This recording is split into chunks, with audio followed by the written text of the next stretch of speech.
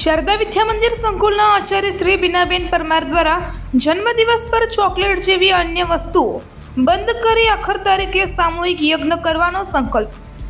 પુણા ગામ સ્થિત શારદા વિદ્યા મંદિર સંકુલમાં આજરોજ સામૂહિક યજ્ઞનું આયોજન કરવામાં આવ્યું હતું, જેમાં શાળાના આચાર્ય શ્રી બીનાબેન પરમારે બાળકોના જન્મદિવસ પર કેક અને ચોકલેટ જેવી અન્ય વસ્તુઓ બંધ કરી આપણી ભારતીય સંસ્કૃતિની પરંપરા જળવાઈ રહે તે હેતુથી આખર તારીખે સામૂહિક યજ્ઞનું આયોજન કરવાનું નક્કી કર્યું હતું, જેમાં કાર્યનું આયોજન શાળાના શિક્ષિકા બહેન તેજલબહેન અને શાળાના આચાર્ય શ્રી બીનાબેન પરમારે કર્યું હતું. તેમાં શાળાના તમામ શિક્ષક મિત્રોએ આ કાર્યમાં ખૂબ જ ઉત્સાહપૂર્વક ભાગ લીધો હતો.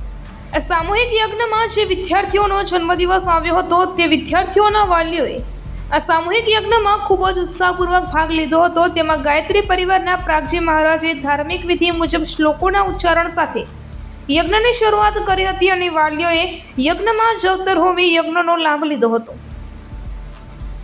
અને મા સરસ્વતીના ચરણોમાં મસ્તક નમાવી આશીર્વાદ લીધા હતા અને વિદ્યાર્થીઓએ પણ યજ્ઞમાં જવતરની આહુતિ આપી પોતે એક શ્રેષ્ઠ વિદ્યાર્થી બનવાનો સંકલ્પ કર્યો હતો. ખરેખર આ કાર્યક્રમ ખૂબ જ અનોખો અને ખૂબ જ સારી રીતે પૂર્ણ થયો હતો.